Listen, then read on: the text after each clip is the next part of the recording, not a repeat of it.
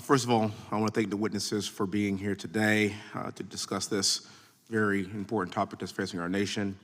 To you, Ms. Nobles, I am so sorry for your loss. We failed you. I'm so sorry that you lost your daughter, and I can assure you that you sitting here today means that she lives through you, and we will do everything in our power to make sure that her voice will be heard for the future to stop this foolishness from happening again. Thank you for being here, ma'am. I really appreciate it. Thank you.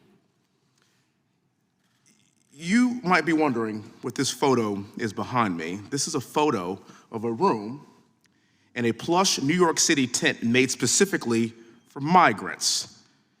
There's Xboxes and flat screens everywhere, and every creature comfort that you could think of is in this tent. This tent is actually nicer than my room at West Point. I wish I had this stuff.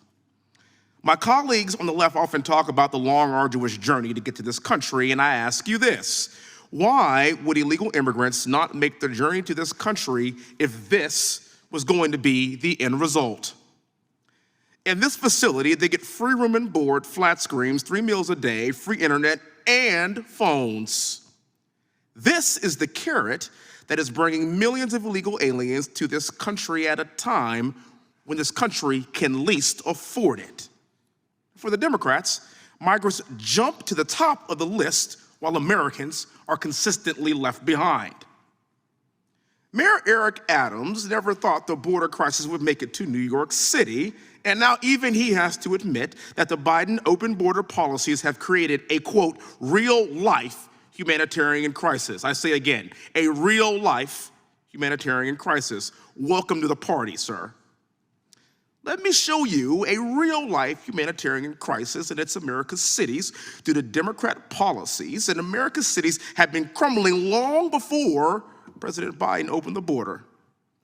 And now that every town that we know of, including New York City, is a border town, it's about to get worse. This is Philadelphia.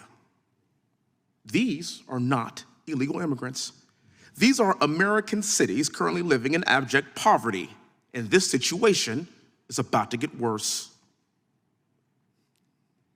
Greetings from Gary, Indiana. Or is that Eastern Ukraine?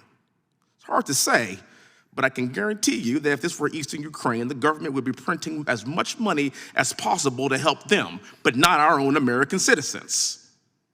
Not so good for the people of Gary, Indiana. And this is not the Dust Bowl or the Great Depression. This is yesterday. And our situation is about to get worse. It's been 3 months since a train derailment in East Palestine, and the people of East Palestine don't have the necessary resources to rebuild, and the community can't even drink clean water today.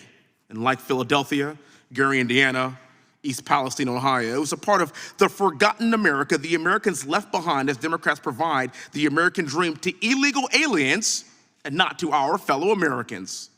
I've got news for you. It's going to continue to get worse. We have San Mateo, California, in California's 15th congressional district.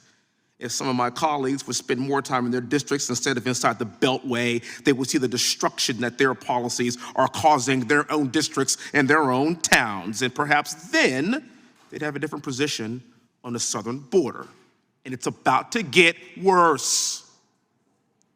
But wait, there's more. This is Redwood City, California.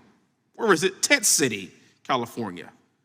Does this look like a country that's thriving? Does this look like a country that's equipped to handle a massive influx of millions more into this country illegally? I think not. The situation is only going to get worse. This is the death of the American dream, and it starts with the carrot, as I discussed in the very beginning, and ends in abject poverty and despair for Americans. It ends in us losing control of our sovereign border. It ends with cartels running our sovereign border and killing our young people. It ends in fentanyl overdoses. It ends in crime. I'm a military guy by trade. I've never seen a derelict of duty like this in my entire life. This is insanity. And while we owe the American people an apology, we also owe them to do our damn jobs.